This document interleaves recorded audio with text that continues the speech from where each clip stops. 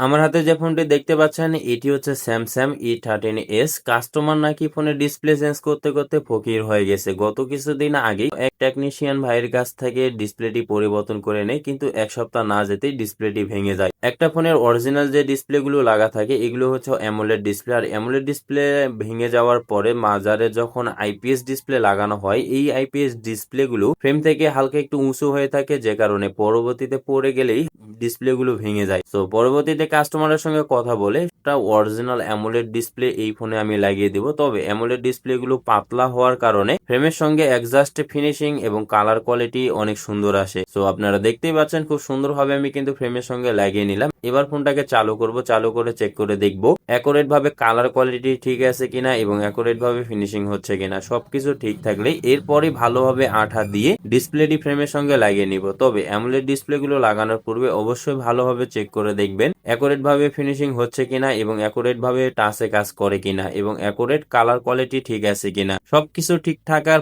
পরেই সুন্দরভাবে ফ্রেমটি ক্লিন করে আপনারা দেখতেই পাচ্ছেন আমি খুব সুন্দরভাবে কিন্তু ডিসপ্লেটিকে লাগিয়ে নিয়েছি। এবারে ভালোভাবে চেক করে দেখবো অ্যাকুরেট ফিনিশিং হয়েছে কিনা এবং অ্যাকুরেট ভাবে টাচে কাজ করে কিনা। সো ভিডিওটি ভালো লাগলে ইউটিউব চ্যানেলটিকে সাবস্ক্রাইব করে ভিডিওটিকে শেয়ার করে দিবেন। ধন্যবাদ ভিডিওটি দেখার জন্য।